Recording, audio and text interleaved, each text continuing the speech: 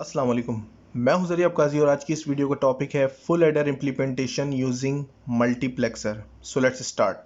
तो full adder जो binary numbers को ऐड करने के काम आता है उसका हमने सर्किट बनाया था पिछली वीडियोस में।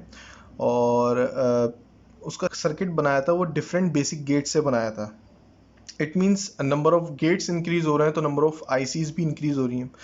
तो क्यों ना हम यही फुल एडर एक आईसी के ज़रिए बना लें या एक मल्टीप्लेक्सर आईसी के ज़रिए जो है वो हम डिज़ाइन कर लें। तो इसमें हमारे पास नंबर ऑफ़ गेट्स भी रिड्यूस होंगे और हमारा टाइम भी बचेगा। तो वो हम देखते हैं किस तरह से हम एक फुल एडर को एक मल्टीप्लेक्सर से डिज़ाइन कर सकते हैं। तो मल्टीप्लेक्सर जो 4 to 1 लाइन का मल्टीप्लेक्सर है उसकी आईसी है यहाँ लिख देता हूँ। आईसी है 74153। तो इस आईसी के अंदर आप देख सकते हैं अपनी स्क्रीन पर कि 2 मल्टीप्लेक्सर्स होते हैं इस आईसी के अंदर और हम दोनों को एक साथ इस्तेमाल कर सकते हैं। तो हम इसी आईसी को अगर हम एक फुल एडर बनाएं तो कैसे बना सकते हैं, तो वो हम देखते हैं कि कैसे कर सकते हैं। तो यहाँ पर आप देखें कि आपके पास ट्रुथ टेबल है और ट्रुथ टेबल में आपके पास 3 इनपुट्स हैं। ये फुल एडर की 3 इनपुट्स हैं, ए, बी और सी आई यानी कि कैरी इन, और 2 आउटपुट्स हैं, सी ओ कैरी आउट और सम। ठीक है, और ये आपके पास वही डेसिमल वैल्यूज़ हैं ताकि हमें इसका टेबल इसको कन्वर्ट करने में, इसको इम्प्लीमेंट करने में आसानी हो। अब यहाँ पर आपके पास सबसे पहले आप मसला ये है कि यहाँ पे आपके पास 2 आउटपुट्स हैं और इक्वेशंस जो सर्किट्स बनते हैं वो आउटपुट के अकॉर्डिंग बनते हैं। तो सबसे पहले हम सी आउट को इम्प्लीमेंट करेंगे और फिर हम सम को इम्प्लीमेंट करेंगे। ठीक है, तो यहाँ पर जो सी आउट है उसका एक अलग टेबल बनाया है और जो सम है उसका एक अलग टेबल बनाया है। ये दोनों आउटपुट्स हैं। अब क्योंकि हम इम्प्लीमेंट करने जा रहे हैं 4 to 1 लाइन मल्टीप्लेक्सर के थ्रू, तो यहाँ पर आप देखें आपके पास इनपुट्स जो हैं वो 4 हैं, I0, I1, I2, I3। क्योंकि 4 to 1 लाइन वाला मल्टीप्लेक्सर जो होता है इसमें आपके पास 2 सिलेक्ट लाइंस होती हैं, जैसा कि यहाँ पर आप देखें 2 सिलेक्ट लाइंस होती हैं और 4 इनपुट लाइंस होती हैं। ठीक है, आउटपुट तो सब में एक ही होता है लेकिन 2 सिलेक्ट लाइंस होती हैं और 4 आपके पास इनपुट लाइंस होती हैं। अब मसला ये है कि यहाँ पे इनपुट्स जो हैं वो 3 हैं, तो हम ए और बी तो यहाँ पर एडजस्ट कर सकते हैं, अकोमोडेट कर सकते हैं ए और बी, लेकिन जो थर्ड है सी आई, इसको हमें इन इनपुट लाइंस पे अकोमोडेट करना होगा। अब accommodate according to carry out अलग होगा और सम अलग होगा, यानी कि कैरी आउट के लिए हमें एक अलग मल्टीप्लेक्सर यूज़ करना पड़ेगा जो हमें आउटपुट देगा कैरी आउट, क्योंकि आउटपुट की पिन तो एक ही है, या तो वो ये होगी या तो वो ये होगी। तो हमें इसके लिए 2 मल्टीप्लेक्सर्स तो हम तभी इसके लिए 2 मल्टीप्लेक्सर्स यूज़ कर रहे हैं। तो सबसे पहले हम कैरी आउट को देखेंगे। तो कैरी आउट को मैं ब्लू से फिल करूंगा और सम वाले आउटपुट को मैं ग्रीन से फिल करूंगा और उसी के अकॉर्डिंग सर्किट बनाऊंगा ताकि आपको हर चीज़ वाज़ेह हो जाए। तो कैरी इन में आप देखें कि जो कैरी इन है सबसे पहले हम इस टेबल को फिल करेंगे। इसको मैं फिल कर लेता हूँ ब्लैक से। तो यहाँ पर आप देखें जब डेसिमल 0 है तो कैरी 0 है, यानी कि सी इन जो बार है, सी आई बार है, इसमें सबसे पहले 0 आ जाएगा। ठीक है, फिर उसके बाद सॉरी यहाँ पर 0 आ जाएगा। फिर उसके बाद आप देखें 0 है 2 पे तो 2 लिख दिया, फिर 0 है 4 पे तो 4 लिख दिया, फिर 0 है 6 पे तो 6 लिख दिया। सिमिलरली कैरी इन 1 है, जो कैरी इन 1 है यानी कि तो कैरी इन 1 है वो है 1 पर तो 1 लिख दिया कैरी इन वाली रो में। और फिर उसके बाद आ रहा है कैरी इन 1 3 पर तो 3 लिख दिया, फिर 5 पर तो 5 लिख दिया और फिर है 7 पर तो 7 लिख दिया। और एज इट इज़ हम इसको यहाँ भी फिल कर लेंगे क्योंकि कैरी इन के 1 और 0 तो सेम ही हैं, तो हम यहाँ इसको एज इट इज़ फिल कर लेंगे।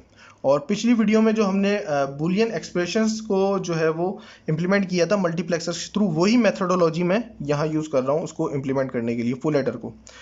अब हमें आउटपुट्स चाहिए, तो आउटपुट्स के लिए यहाँ पर आप देखें कि आपके पास जो कैरी आउट में 0 है, कैरी आउट में जो हम 1 को देखेंगे तो सबसे पहले 1 आ रहा है 3 पर, तो हम 3 को सर्किल कर लेंगे।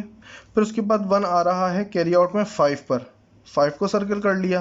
फिर उसके बाद 1 आ रहा है 6 पर, 6 को सर्किल कर लिया। और 7 पर, 7 को सर्किल कर लिया। ठीक है, इसी तरह से सम में आप देखें, आपके पास सम में 1 आ रहा है 1 पर, 1 को सर्किल कर लिया। फिर आ रहा है 2 पर, 2 को सर्किल कर लिया। फिर आ रहा है 4 पर, 4 को सर्किल कर लिया। फिर आ रहा है 7 पर, तो 7 को सर्किल कर लिया। 1 काउंट कर लें अगेन, उसको जो है वो रीचेक करने के लिए। 1 2 3 4, 1 2 3 4, 4 सर्किल है। यहाँ भी 1 2 3 4, 1 2 3 4, 4 सर्किल है। तो इस तरीके से हमने इसको कर लिया। अब हम जो है वो सी इन की जो है वो देखेंगे कि सी इन को किस तरह से इंप्लीमेंट करना है। सी इन डायरेक्टली करना है या फिर सी बार इंप्लीमेंट करना है इन इनपुट्स पर, या करना भी है या नहीं करना। तो यहाँ पर दोनों पे देखें, आपके पास कोई सर्किल नहीं हुआ, इट मीन्स 0। यहाँ पर आपके पास सी इन में सर्किल हुआ है, सी इन वाली रो में सर्किल है, तो सी आई यानी कि सी इन। यहाँ पर भी सी इन वाली सी आई वाला जो है वो रो में सर्किल हुआ है, तो सी आई। इस कॉलम के अंदर देखें दोनों पे सर्किल है, दोनों पे सर्किल का मतलब सी आई प्लस सी आई बार, या इसको उलट कर लें सी बार प्लस सी आई, तो इसका मतलब 1 होता है। तो यहाँ पर हमने 1 लिख दिया। ठीक है, यहाँ पर आप देखें, यहाँ पर आपके पास सबसे पहले सी आई सर्किल है, तो यहाँ पर हमने सी आई सर्किल है, तो यहाँ पर हमने सी आई लिख दिया। यहाँ पर सी आई बार सर्किल है, तो हमने यहाँ पर सी आई बार लिख दिया। यहाँ पर भी सी आई बार सर्किल है, तो सी आई बार, और यहाँ पर सी आई, तो सी आई। ठीक है, तो ये इनपुट्स की तो ये मल्टीप्लेक्सर की जो इनपुट्स हैं उनकी कंडीशन आ गई कि सी आई को किस किस तरह से अकोमोडेट करना है मल्टीप्लेक्सर्स पे। तो ये जो है ये आपके पास है सी आउट के लिए, और ये है सम आउटपुट के लिए मल्टीप्लेक्सर। तो सी आउट के लिए यहाँ पर आप देखें कि सबसे पहले आई नॉट पे 0 है, तो जो आई नॉट है यहाँ पे वो है सबसे पहले 0, यानी कि राउंड।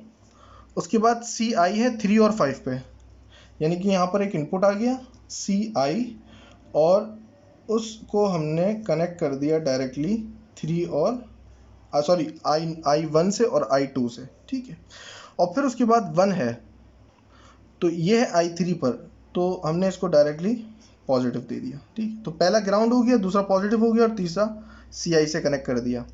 अब यहाँ पर भी जो है वो सम के लिए आप देखें यहाँ पर, तो सम के लिए सबसे पहले आई नॉट पे क्या है सी आई, तो हमने यहाँ पर एक इनपुट लाइन बनाई सी आई के नाम से, और हमने इसको सी आई से कनेक्ट कर दिया।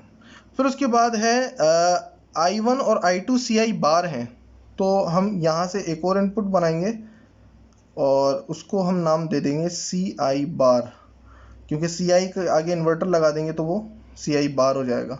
तो हमने इसको आई 1 और आई 3 को, आई 1 और आई 2 को हमने सी आई बार एक इन्वर्टर लगा के दे दिया। फिर उसके बाद है आई 3 सी आई, तो अगेन हम यहाँ से इसको ये आई 3 को सी आई दे देंगे।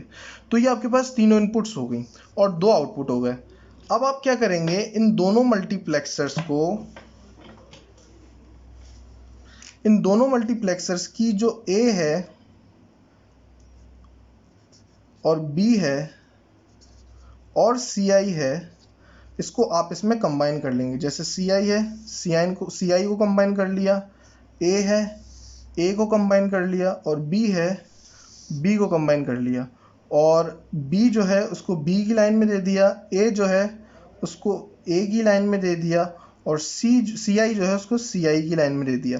तो ये आपके पास 3 इनपुट बन गई, 2 आउटपुट बन गए, और ये पूरा आपके पास फुल एडर बन गया। और इसकी इम्प्लीमेंटेशन कर सकते हैं हम इस आईसी के ज़रिए। ठीक है, तो अब हम मल्टीसिम पे चलते हैं और मल्टीसिम में देखते हैं कि इसको मल्टीसिम में चल के इस आईसी के ज़रिए हम इस फुल एडर को इम्प्लीमेंट करते हैं और इसको देखते हैं कि कैसे काम करता है। So this is the full adder design using 4 to 1 line multiplexer, और जिसमें आप देख सकते हैं कि यहाँ पर जो मैंने आईसी यूज़ की है वो है 4153, जो कि 4 to 1 लाइन मल्टीप्लेक्सर आईसी है। और इसमें 2 मल्टीप्लेक्सर्स हैं और 2 मल्टीप्लेक्सर्स के लिए जो सिलेक्ट लाइंस हैं वो कॉमन हैं और वो 2 ही हैं। और ये इनेबल्स की पिन है और यहाँ पर जो है वो जो पहला मल्टीप्लेक्सर है उसका आउटपुट y1 है और जो दूसरा मल्टीप्लेक्सर है उसका आउटपुट 2y है। अच्छा, यहाँ पर जो मैंने इनपुट की इनपुट जो दिया है मल्टीप्लेक्सर को, वो दोनों मल्टीप्लेक्सर को उसी तरह दिया है जिस तरह हमने जो दोनों मल्टीप्लेक्सर्स के ऊपर हमने सी इन की इनपुट सेट की थी, और उसी तरह से मैंने यहाँ पे जो है वो कनेक्शन किए हैं। अब यहाँ पर आप देख सकते हैं कि जो फर्स्ट मल्टीप्लेक्सर है इसमें जो है वो आई नॉट के ऊपर सी इन है, आई 1 आई 2 के ऊपर सी इन बार है और आई 3 के ऊपर सी इन है। तो मैंने वैसे ही कनेक्ट किया है और ये है सम के आउटपुट के लिए। और दूसरा जो कैरी आउट के आउटपुट के लिए है मल्टीप्लेक्सर, उसकी जो इनपुट लाइंस है उस पर आप देख सकते हैं कि पहला 0 है, इसको मैंने ग्राउंड कर दिया। दूसरा जो है I2 और I1 और I2 जो है वो डायरेक्ट सी इन से कनेक्टेड हैं, वो मैंने यहाँ से कनेक्ट कर दिए। और जो I3 है वो पॉजिटिव है यानी कि 1 है, तो ये मैंने VCC कनेक्ट कर दिया। तो ये है आपका सी आउट के लिए मल्टीप्लेक्सर का आउटपुट और ये है आपका सम के लिए मल्टीप्लेक्सर का आउटपुट। और इनकी इनपुट्स इन्हीं के यहाँ इन्हीं के सामने है बिल्कुल। हम इसको रन करके देखते हैं तो यहाँ पर जब भी हम A और B को ऐड करते हैं 0 0 ऐड होगा तो आप देखें आउटपुट में कुछ नहीं है। जैसे ही इन दोनों में से इन दोनों ज़ीरोज़ में से कोई भी एक 1 होगा तो सम के ऊपर 1 आ रहा है, कैरी कुछ नहीं है। और अगर यहाँ पर 1 होगा, सम के ऊपर 1 आ रहा है, कैरी कुछ नहीं है। और अगर दोनों 0 हों और ऊपर कैरी में 1 आ जाए तो भी सम आएगा 1, बाकी कैरी कुछ नहीं है। अगर दो इनपुट्स हाई होती हैं तो आप देखें सम 0 आ रहा है, कैरी आउट 1 आ रहा है। और दो इनपुट्स कोई सी भी हाई होंगी तो सम आपका 0 आएगा, कैरी आउट 1 आएगा। और जब तीनों इनपुट्स हाई हो जाएंगी तो आपके पास सम भी 1 आ रहा है, कैरी आउट भी 1 आ रहा है। तो ये बिल्कुल एग्जैक्टली फुल एडर का फंक्शन परफॉर्म कर रहा है। हम इस तरह से भी हम जो है वो फुल एडर को डिज़ाइन कर सकते हैं ईजीली।